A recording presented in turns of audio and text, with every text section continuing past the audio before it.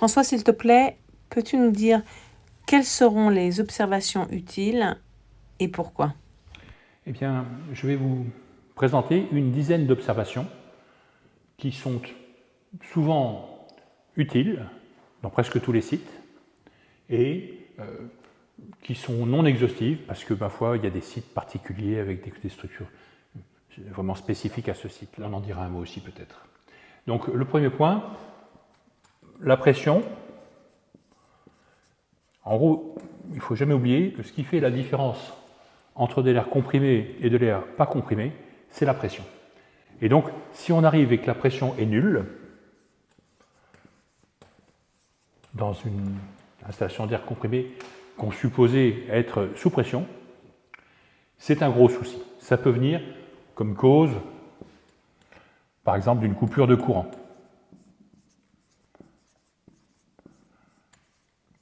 Donc le rondier peut noter quand même, c'est pas inutile de dire voilà, la pression quand je suis passé à telle heure était égale à 0 bar relatif, donc une pression complètement nulle. Ça veut dire qu'il y a eu 5 ou 10 minutes d'arrêt des compresseurs d'air.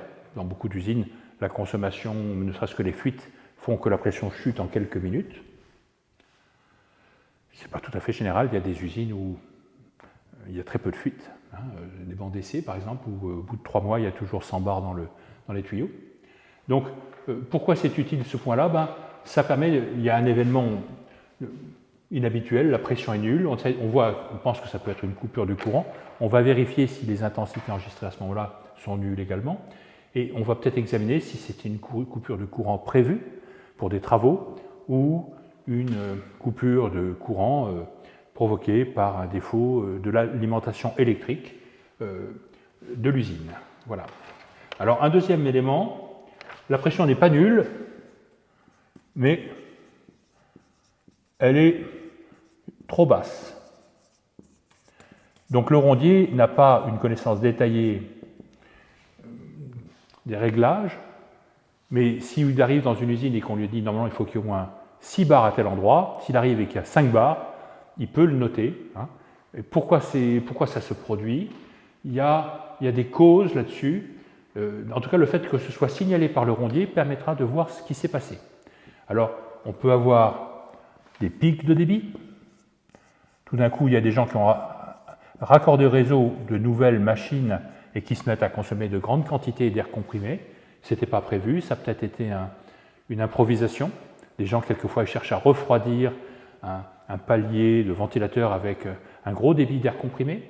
Donc le pic de débit, si c'est un pic de débit qu'on qualifierait de sauvage, ça peut intéresser le responsable de maintenance de savoir que dans telle partie de l'usine, la pression a chuté à 5 bars alors que normalement elle est à 6 bars, 6 bars et demi. Ça c'est un premier point. Alors qu'est-ce qui explique une pression trop basse? Il peut y avoir tout d'un coup des pertes de pression inhabituelles.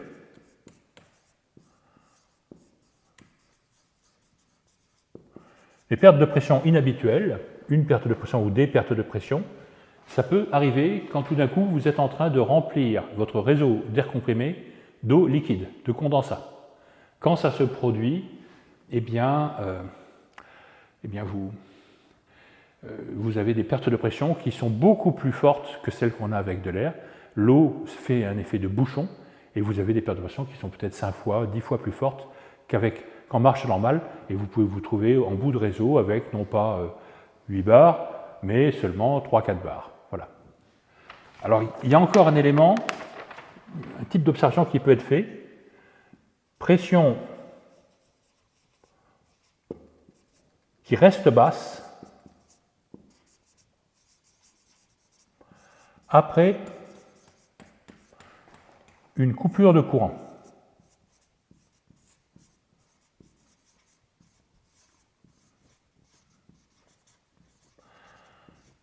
Ça, c'est intéressant parce que c'est une situation qui se trouvait par exemple dans une usine où j'étais responsable des fluides. Quand on avait une coupure de courant en pleine activité de cette usine, qui était une verrerie, on avait tous les utilisateurs d'air comprimé qui cherchaient à prélever de l'air comprimé en même temps. Et dans ce cas-là, même en démarrant tous les compresseurs disponibles, la pression ne remontait pas. On restait à 3 bars et demi. Et dans ce cas-là, c'est plutôt le rôle du surveillant ou du conducteur que celui du rondier, mais c'est bien que le gaz soit capable de comprendre qu'après la coupure de courant, ça monte lentement. Et dans certains cas, le rondier, s'il a été formé pour les fluides, il peut procéder à une remise en pression successive des différents ateliers. Voilà. Et ça, c'est un point qui est très précieux à 3 heures du matin. Remise en pression.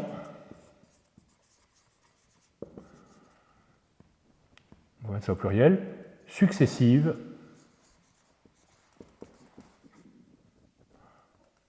Les remises sont successives des ateliers ou des usages.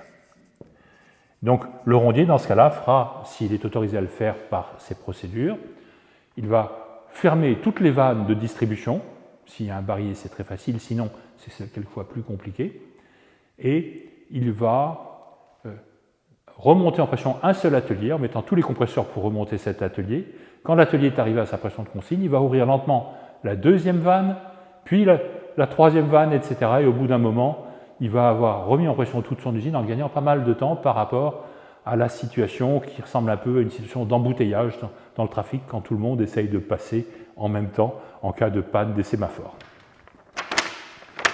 Alors, des choses qu'on peut examiner aussi, c'est les températures.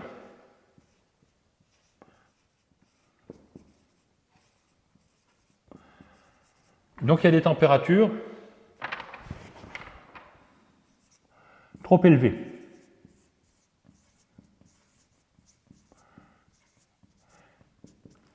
En tant qu'auditeur, j'avais l'habitude, quand je rentrais dans une centrale, d'avoir toujours un geste très simple, de poser la main en sortie de refroidisseur sur le tuyau d'air comprimé qui partait vers le reste de la centrale, vers les sécheurs. Et si je me brûlais, c'est que l'air comprimé était beaucoup trop chaud. La température maximale de l'air comprimé, c'est 35 degrés. 35 degrés, c'est un peu plus bas que la température du corps humain, c'est à peu près la température du corps humain. Et donc, on ne se brûle pas. Si vous êtes avec de l'air à 70 degrés, vous avez de l'air beaucoup trop chaud. Et ça peut causer tout un tas de conséquences. Le rondier peut l'imaginer. Il y a un risque de mise en arrêt de sécurité du compresseur lui-même. Ça peut venir d'un mauvais refroidissement ou d'une température d'aspiration très élevée ou de la présence importante de vapeur d'eau qui rend le refroidissement plus difficile. Voilà.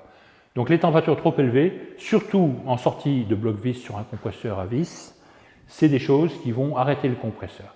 Derrière, il va y avoir des conséquences aussi pour le séchage, la filtration, le déshuilage. Pour vous donner un ordre de grandeur de ce que j'ai constaté personnellement quand j'étais responsable des fluides dans ma verrerie en Seine-et-Marne, on a été amené à démarrer un compresseur de secours à piston qui était considéré en fait comme un compresseur de secours ultime dont l'air comprimé n'était pas refroidi.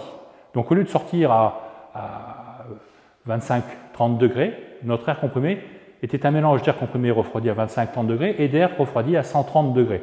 C'est-à-dire non refroidi à 130-140 degrés. Et j'avais installé avec amour des filtres coalesceurs dont les médias filtrants ont fondu. C'était du plastique, une sorte de mousse de plastique, et ça a fondu parce qu'il y avait de l'air comprimé trop chaud et c'était situé à proximité de sources de chaleur sous les presses de verrerie. Donc c'est des zones très chaudes. Le verre rayonne, c'est du verre qui est à 1000 degrés ou à 900 degrés. Et ça finit par faire fondre mes filtres, ce qui était quand même assez exceptionnel. Et ça a un peu énervé les gens de la fabrication de retrouver le plastique fondu de mes filtres à l'intérieur des réglages, des aiguilles de réglage de leurs chalumeaux, qui sont des choses très délicates. Voilà. Alors, on a aussi des températures trop basses.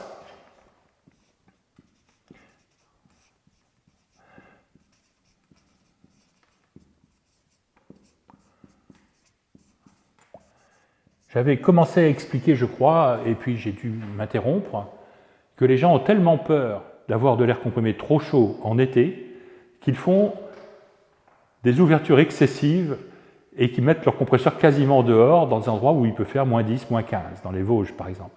Et donc, les températures trop basses sont des causes. On peut avoir un arrêt de compresseur parce que le clapet d'aspiration du compresseur se gèle. Il est manœuvré par de l'air comprimé non séché, en général.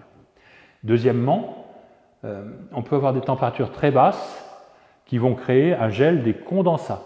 Et on va détruire des refroidisseurs, des échangeurs thermiques tubulaires, qui vont être détruits par la transformation de l'eau liquide en glace. Et les purgeurs vont être blessés. Le traitement des condensats pour retirer l'huile, séparer l'huile de l'eau, va être détruit par le gel. Donc le risque ici, c'est un risque de gel. Et c'est très peu connu, mais ça c'est un point qu'on verra au niveau 6. Moi-même, je ne l'ai appris que quand Romain Gressier, notre ingénieur mesure, m'a expliqué le problème. Certaines mesures de teneur en hydrocarbures sur l'air comprimé, qui sont des mesures de qualité de l'air comprimé, sont faussées si la température de l'air comprimé est inférieure à 10 degrés. La mesure devient inexacte et on croit qu'on a de l'air de bonne qualité alors que ce n'est pas du tout le cas, ou le contraire, ça il faudra qu'on vérifie avec Romain qui fait ce genre de mesure de manière très fréquente aujourd'hui. Alors qu'est-ce qu'on a encore comme point? Un bruit anormal. Un bruit anormal sur un compresseur d'air, il faut avoir un peu d'oreille. Donc les jeunes arrivent à quelquefois entendre un bruit anormal. Ça a été mon cas, j'étais d'astreinte et j'ai fait une ronde le vendredi après-midi. Et un des compresseurs, ce compresseur de chantier qu'on utilisait à l'époque, un Tomé, avait un bruit qui n'était pas un bruit habituel. Et ça venait d'un défaut électrique. Il était alimenté sur 2 phases au lieu de 3. Le mécanicien n'a rien trouvé. Il a dit ce compresseur marche parfaitement. Il n'a pas entendu de bruit bizarre. Et par contre, l'électricien de service a constaté qu'un des câbles s'était écroué et donc il y avait 0 ampère, il n'y avait pas d'intensité sur une des 3 phases. Et dans ce cas-là, le compresseur ne s'arrête pas nécessairement, mais si vous l'arrêtez, vous ne pouvez plus le redémarrer. Voilà. Et donc le bruit anormal peut avoir une cause électrique, ça peut avoir une cause mécanique, ça peut aussi être un problème lié au refroidissement par eau. Donc un bruit anormal est un truc à examiner avec attention. Par contre, c'est un truc que peut-être que une instrumentation complète, certainement à l'époque, le simple fait d'avoir un ampèremètre sur chacune des 3 phases aurait permis de générer une alarme et d'expliquer tout de suite d'où venait le risque d'arrêt du compresseur. Un bruit anormal, c'est en général un risque d'arrêt et peut-être un risque de casse.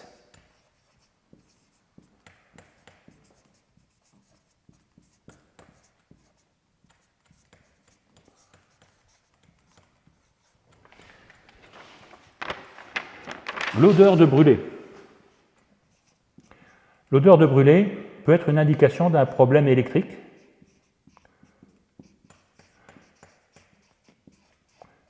Ça peut aussi quelquefois être quelque chose de complètement différent. Voilà.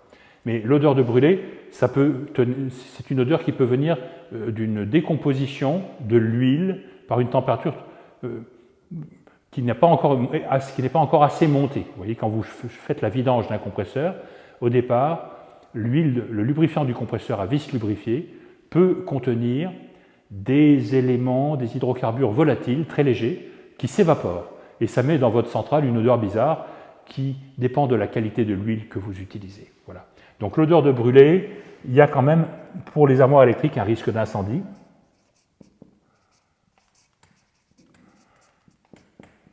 Mais il faut être attentif à bien identifier ce que c'est.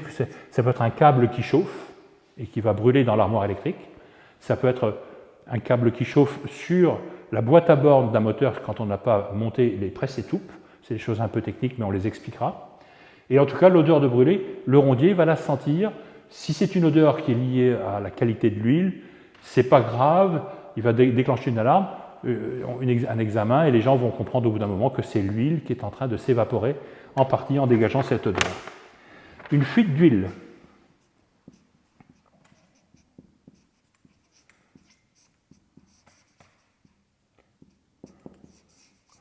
Une fuite d'huile, ça m'est arrivé de constater, j'étais arrivé dans une centrale en Champagne et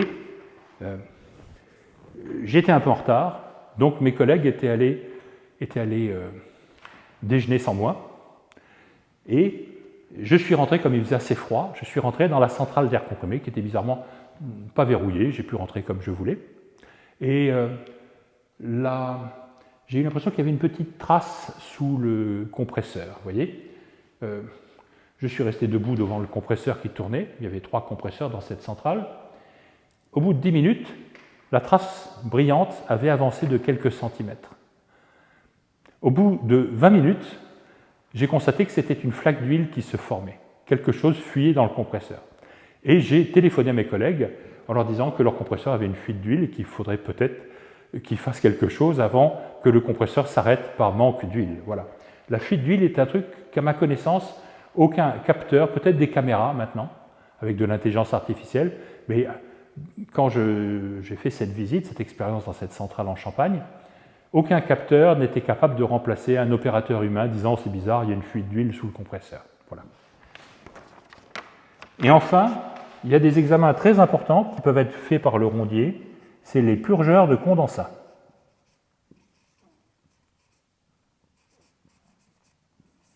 Les purgeurs de condensat, c'est une cause importante de la présence d'eau liquide dans le réseau de distribution d'air comprimé supposé sec.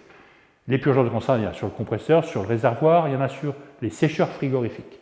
Ces purgeurs de condensat, sur certains sites, pour des petits compresseurs, on a des purgeurs manuels, de simples robinets. Et le rondier peut être chargé de purger à chaque ronde qu'il fait, toutes les 4 heures, tel réservoir. Voilà. D'autre part, il y a des purgeurs à flotteurs qui ont tendance à se boucher, et on peut demander au rondier de vérifier s'il y a une grande quantité d'eau dans le réservoir ou seulement 1 litre ou 2. Voilà, et ce n'est pas pareil. Et enfin, il y a aujourd'hui des purgeurs automatiques qui génèrent une alarme en cas de niveau haut de condensat liquide dans le purgeur.